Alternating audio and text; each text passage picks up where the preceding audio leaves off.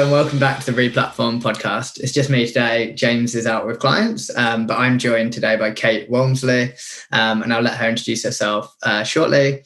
So as always, we're sponsored by Klaviyo, which is a best-in-class email and SMS marketing platform, and Ampliance, which is an API-first content management platform. And as I've already mentioned, I'm here with Kate today. Kate, why don't you give us a bit of an intro to yourself, your background, and then also Tern. Fantastic. Thanks, Paul. So my background is marketing, digital, and e-commerce. I have always been focused in those areas, started out agency side way back, and digital strategy, and eventually made my way over into retail, heading up the e-commerce and digital business for Topshop. I was there for a number of years.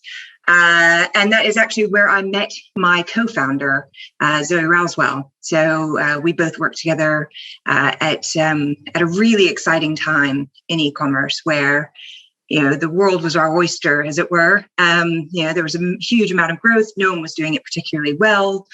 There were new platforms to explore. Online marketing, performance media was really just coming to the fore. Twitter was just getting off the ground. If I'm dating myself too much there, it was really, really good fun, and was there for a number of years. At the end of which it became clear that maybe we weren't headed in the right direction, and needed to do something a little bit different. I left and picked up some contracting work, and Zoe did the same. And we rejoined forces in 2019 when we were both finishing out contracts at other retailers with a discussion around kind of how could we work together again, because we love working together. How could we build a team together again? How could we do something that felt like it had more purpose, would be more rewarding, both for ourselves and something that we felt would be giving back, something that would be something we could be really proud of as we move forward. And we could see again in a different rise this time, rather than e-commerce, it was re-commerce. And so we thought, let's set up our own consultancy, which we did, which is Zoka. And we took a little bit of time out to say, we're going to help out retailers on their journey towards sustainability, and explore the world that's out there a little bit more and understand kind of what opportunities might exist and how we could participate. In that process, we ended up working for a circularity startup, and we learned a lot through that journey around what was happening in the space and where the barriers were and where the opportunities were. And whilst there was a lot of focus on larger retailers running pilot programs just to enter into the circular economy. And actually, I should probably just clarify what I mean by the circular economy in case that's not something that everyone is familiar with. That is the process of keeping products and the materials that they're made of in use for longer. Circular models could include repairs, rentals, resale, refurbishment, recycling. But effectively, it's what can you do to keep goods out of landfill and keep them moving for longer, living for longer, and get the most out of them in the process. In that, we saw that there was a real opportunity to reach out to or build a solution for small to medium-sized retailers and brands who were very underserved in this market because the costs and barriers to entry were just simply too high. And that was really where the idea for Tern was born. Tern is a trade-in service predominantly, or rather it's a way that we can get more retailers and more brands participating in the circular economy through trade-in, because that is what we see as kind of the first start to any of those circular models that I talked about before. You have to recover the product in order to extend the life of it. And we believe that no one is better placed to recover that product than the people that brought it into the market in the first place. Great. And how, I guess, do you have a view on how big the opportunity or the market is for this, and kind of where it is now versus how quickly it's growing and where it's likely to get to? So there are a number of indicators around how what this market could look like. I think probably the one that is most often cited is the growth of the resale market, because there's been a lot of evidence of growth. It is the fastest growing part of retail, so much faster than traditional. Some people say it's 5x, some people say it's 17x, in terms of the speed of growth that we're looking at. And I think that the expectation, though, and the indicators in terms of where we're seeing brands and retailers participate in this market shows just how serious the market is about it, really. Waste is undoubtedly a huge problem that we are all facing into. There is increasing evidence of customers showing real preference for brands that are taking initiatives to demonstrate that they care about the environment, whether that's in the initial production of the product, but all the way through to end of life. And there are other kind of key examples, such as the growth in rental that we are seeing, and the level of participation from a number of brands into the rental market, particularly in the high-end and luxury space, but across the board, as well as the repair space. I mean, we've even seen Uniqlo now open up the door to repairs in their US stores, which is, I think, evidence of the demand that exists, as well as the intention and the movement in this direction overall. We started Tern, or built the Tern app specifically for the Shopify platform, because of the growth and scale that Shopify provides, as well as the amazing structure that it allows for, that it is truly a plug and play environment. And I'm sure, as you know this, and hopefully everyone listening knows as well, over 2 million merchants are now on the Shopify platform globally. About half of those sell a physical product that could be recovered for the purpose of resale or reuse.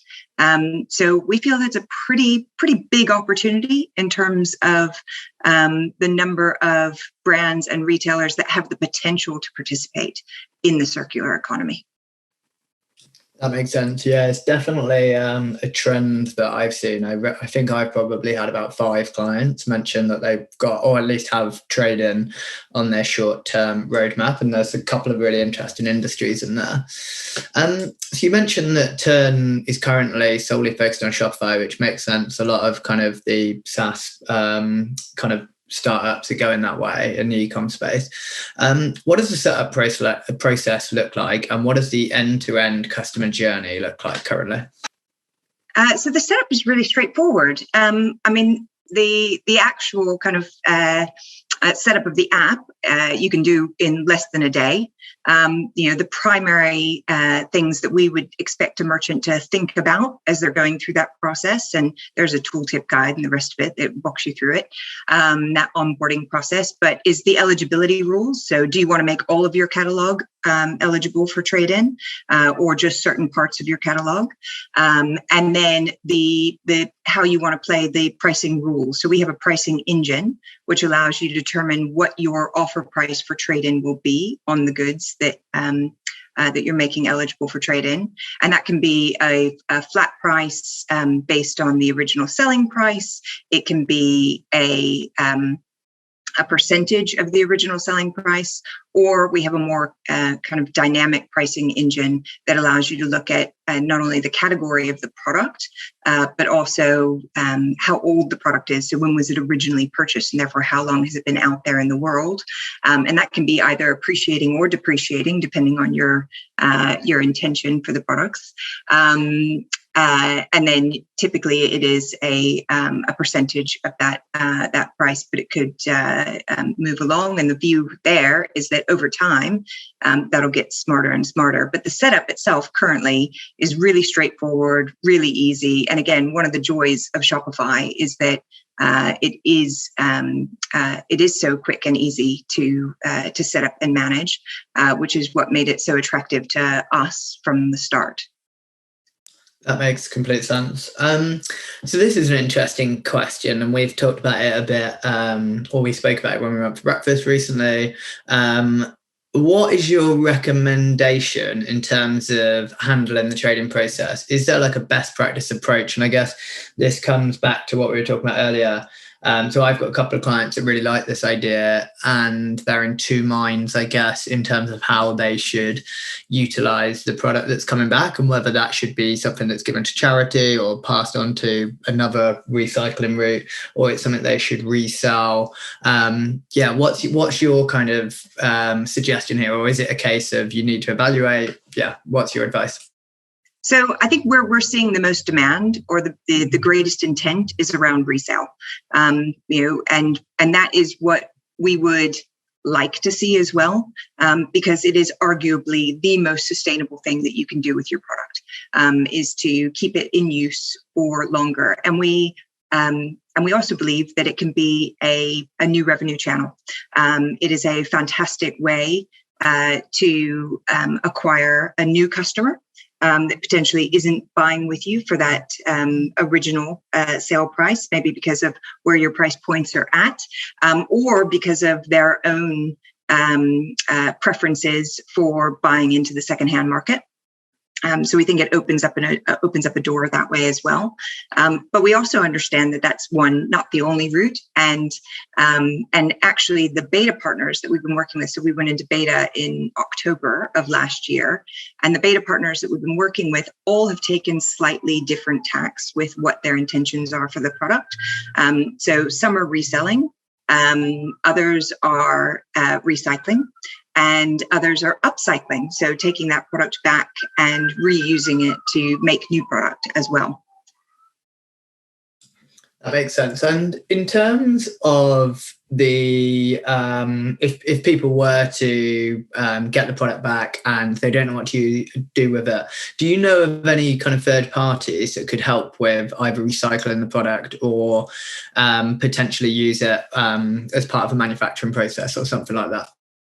So the Tern product and our service is sector agnostic. So we built it in a way that whether you're selling watches or sunglasses or apparel or toys or cookware, the service can function for any of those categories.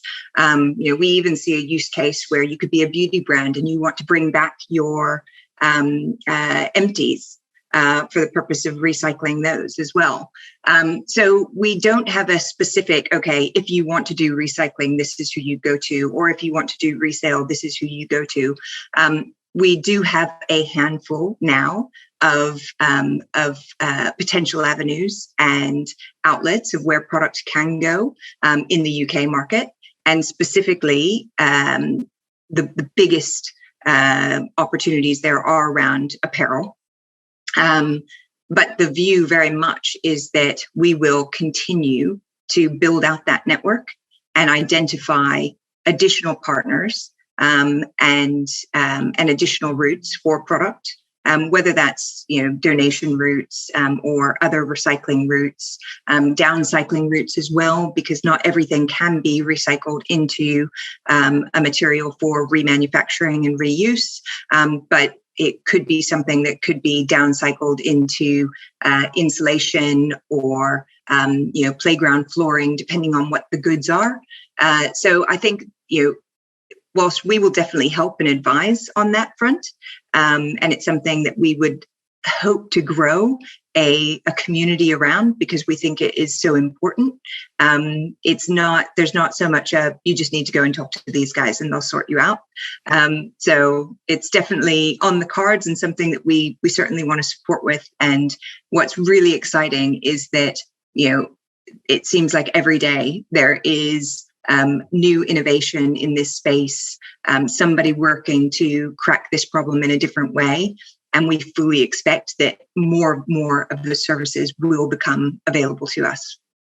Yeah, it's actually really interesting. I hadn't really thought about it, but from what you were saying there, it feels like there's a good opportunity for you to own a lot of that process. And I think particularly some of the bigger brands will have objectives around some of this stuff. So it feels like there's a really big gap there, actually. I think one of the things that was really key to us, though, is that we didn't want to take on kind of fully taking away the product from the brands and retailers that want to participate.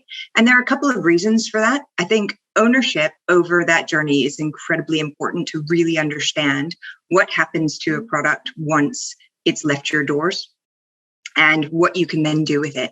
Because beyond kind of the resale opportunity, which again, if there is a resale market, and there probably is, there's a really good chance that your product is already being sold somewhere else by somebody else. So participating in that is a really good one. But also thinking about and exploring how you can break down your product for the purpose of remanufacture is incredibly important. Ideally, we get to the point where people are making their products so that they can be they're either biodegradable or fully regenerative as well. But we're still a little ways away from that one.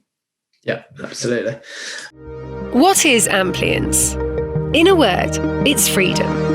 The freedom to build a digital experience as limitless as your vision. Create, preview, schedule, and manage all your content in one easy place. Find out more at amplience.com. Amplience. Experience freedom. And beyond the kind of potential resale or the CSR side of things, what other benefits do you see to brands and retailers of going down this route? So I think one of them, obviously, is, as I've just said, it is around understanding your product better, the wear and tear of it, and kind of what happens to it next. And, there might be opportunities to see how you could extend the life of the product within the hands of your customer, whether through that a repairs program or by having replacement parts that you can sell.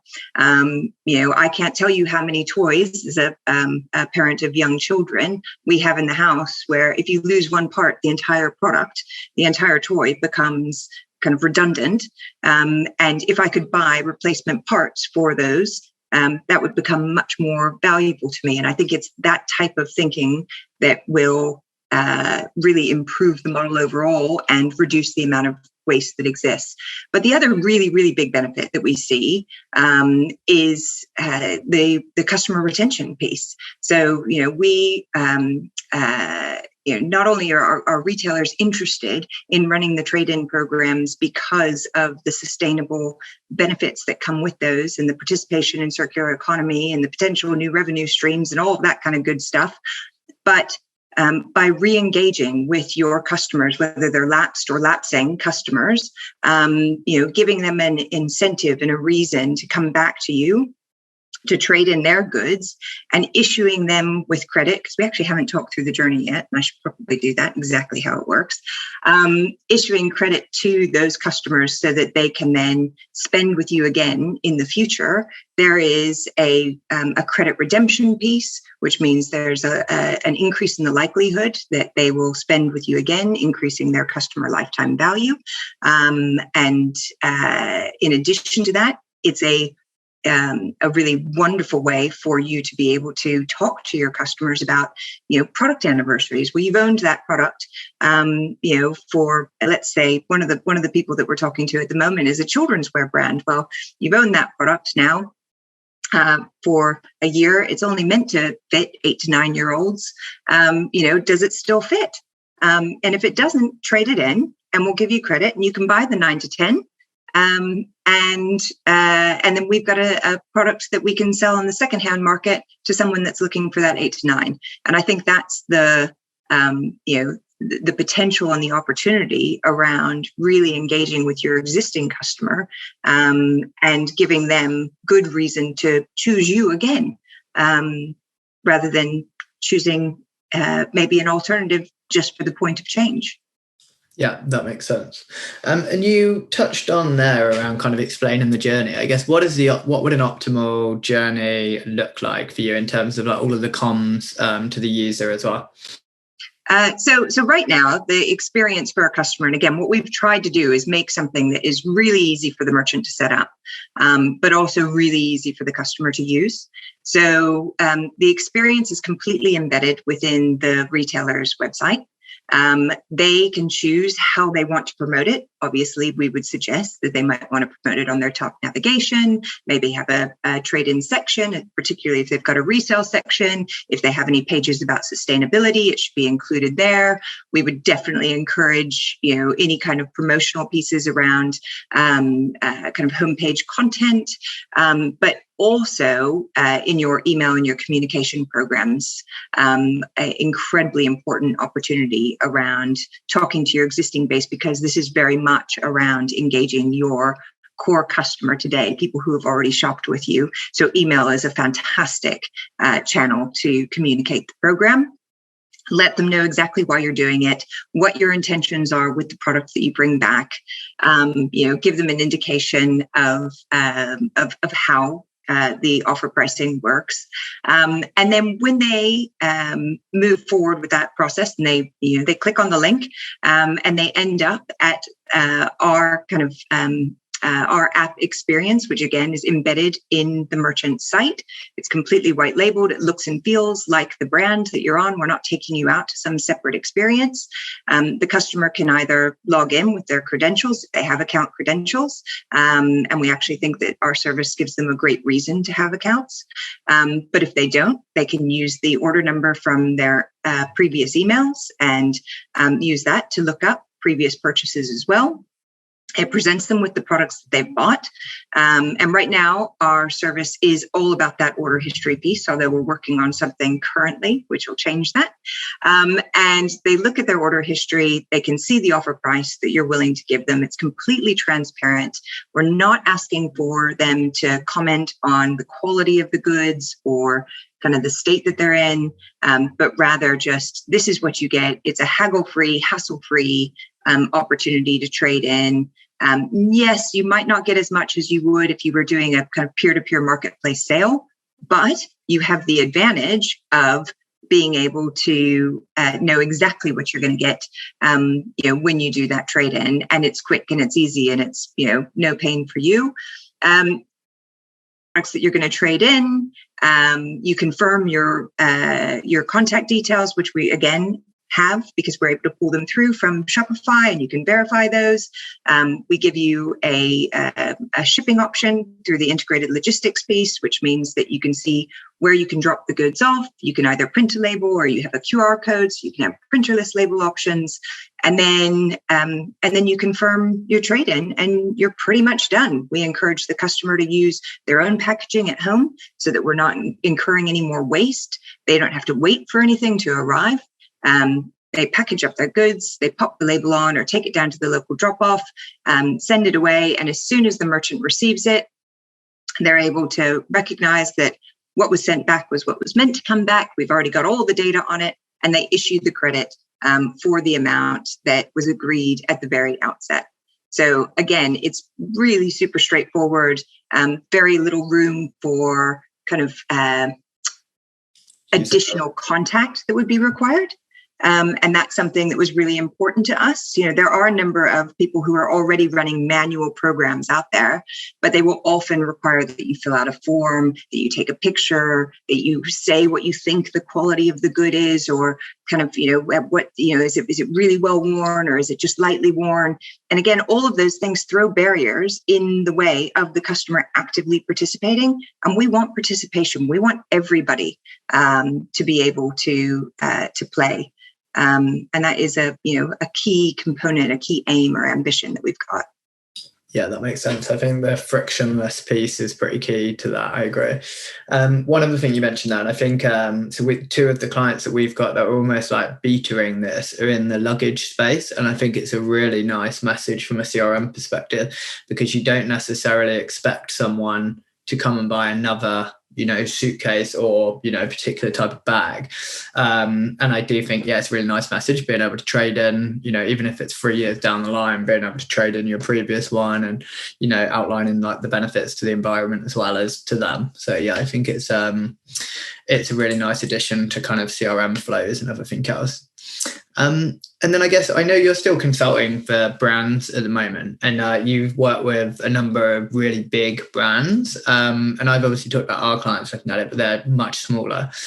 Is this something that they're looking at, like that kind of like much more enterprise level brand?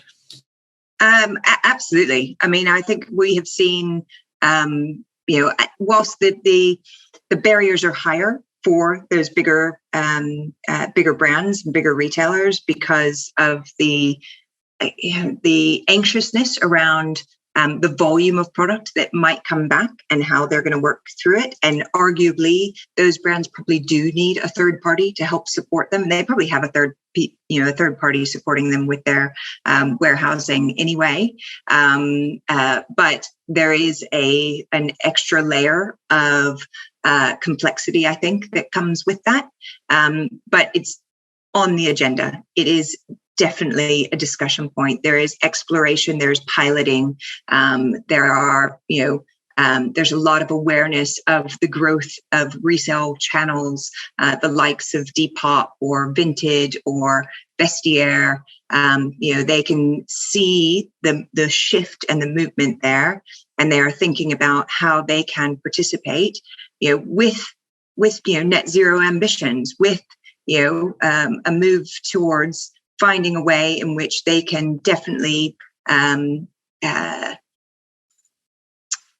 speak to their credentials with confidence and deliver against it in reality. I mean, this is not greenwashing. This is, if anything, their reservations about participation are around a fear of greenwashing.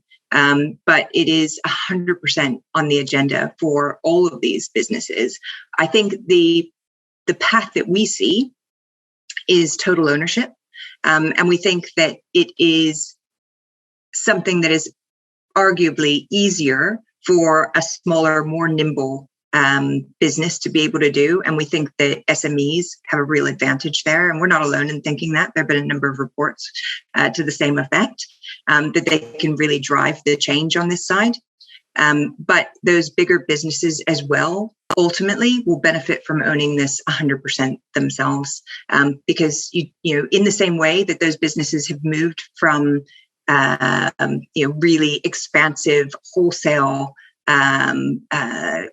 marketplace relationships to more consolidated, more selective, more sustainable kind of footprints where their partners are really selected to mirror their values, and they know they're going to work with them in partnership, and they have themselves also moved towards more of a D2C model. We see this space also operating very much in a D2C environment where you want to own that customer and you need to own that product to truly achieve this sustainable growth, whatever your end goal is. That makes sense. I think Patagonia introduced it. Is it Rewear, their one? It is Reborn. Yeah. Reborn, that's it. Yeah. I think that coming out, I think that must have been like a couple of years ago now. That seems to have triggered a lot of people's interest as well. One of the clients that we have was definitely very aware of that. And I think that was a big part of, that was good inspiration for them. And Patagonia is one of my favorite examples. And I feel like I should use some other example, because it's kind of like back in the day when everyone used Apple for the example of what good retail or what good tech looked like, or what good customer experience looked like. But the truth is, there's a reason why Apple is that, and there's a reason why Patagonia is this. They have always had their impact as a center focus to what they do. If you read Yvon Chouinard, and I'm probably mispronouncing that, his book, Let My People Go Surfing, it's one of the best business books you could ever possibly read. It's just awesome. But they've been very clear with their intentions and true to what it is that they're doing. And not only are they doing things like the Reborn program and the buyback program, and obviously it's key to their space, right? They're all about the outdoors. They're all about the environment. Their customers care about it. And we've actually seen that to be true for the kind of outdoor space in particular. They have been faster to move here than a lot of other retailers for that reason. But they are also doing really clever things, like not just selling, the good stuff, but taking back the other stuff too, with the intention to repair it and remanufacture it. So, Patagonia has done some really cool upcycling with their product. They are kind of truly utilizing it and using it in a way that's really clever. And now they're starting to sell that product alongside their new product too. Again, giving the customer that choice of buying something firsthand or buying it in the secondhand market, which we think is the way forward. And switching up the order of the questions a little bit, but are there any others that you think or any other really good brands that are doing this as well? Maybe not to the same level, but any other examples? There are tons of examples. So Eileen Fisher, I think, is another great one who has been in this space for some time now. And again, it's been kind of core to their ethos and who they are. The North Face is an active participant as well, as I said, in kind of the sports brand area. There are brands like, I can't ever say it, Astertrix, who are also here too. So they're definitely kind of, driving that forward.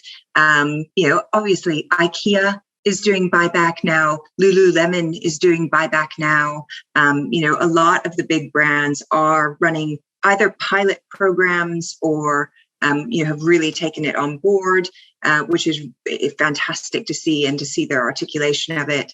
Some of those outdoor brands like REI in America, which is sport, kind of outdoors and sports. Decathlon are doing some interesting things in the kind of rental space. So there are some really good things happening there. And then on the small side, we're seeing some wonderful brands that are, have either started this way from the outset. So they kind of created their businesses with circularity in mind and how they would be able to offer a take back program, or they've got regenerative design in their product. So they're thinking about how they can bring it back to make something new.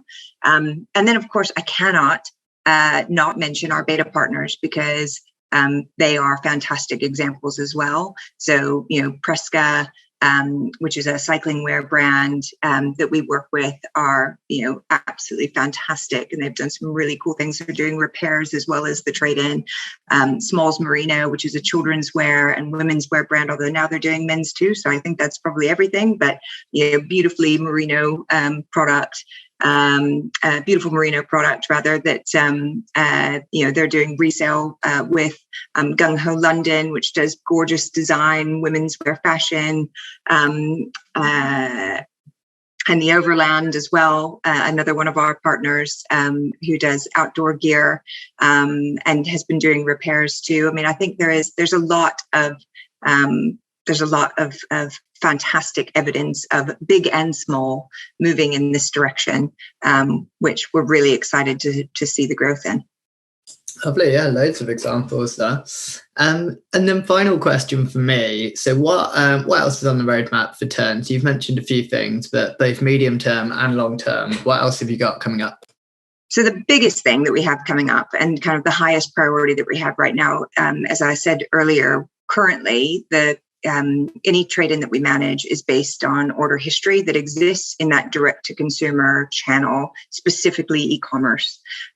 What we want to be able to do is build out an additional flow that would allow you to trade in any goods that were purchased in a physical location. So in a store, your store, if you're an omni-channel retailer, or if you have wholesale partners and you purchased, the product was purchased at a multi-brand retailer, a big department store, that product as well would be eligible for trade-in and could be brought back to the retailer. So we're looking at a flow that would be in addition to the product where we have that order history, where you can register that product.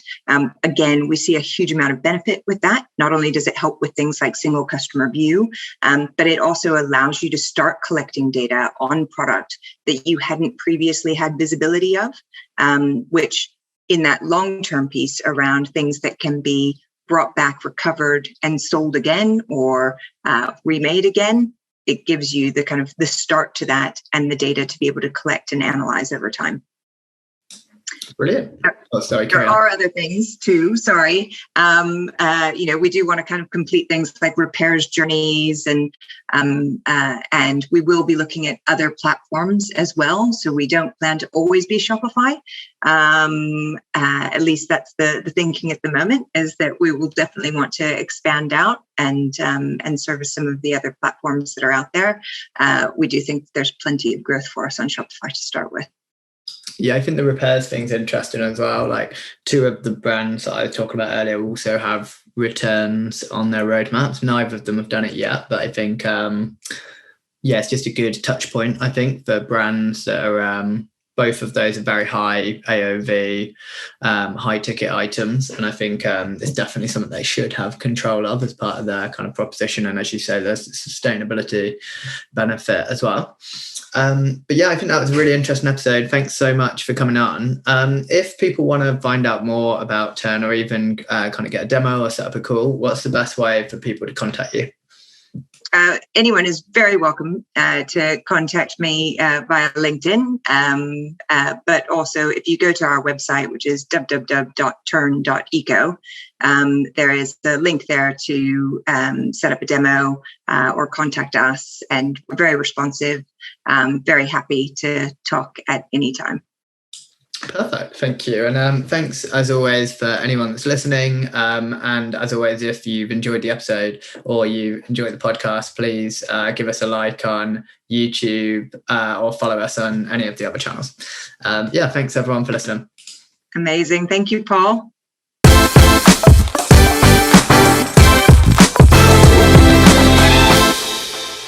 For more information on this topic, head over to replatform.fm for our audio podcasts. To discuss a project, or if you'd like to chat about any of the topics covered in this episode in more detail, please reach out to myself, James Gurd, or my co-host Paul Rogers via LinkedIn and Twitter. Thanks again for listening, and keep your ears peeled for the next episode.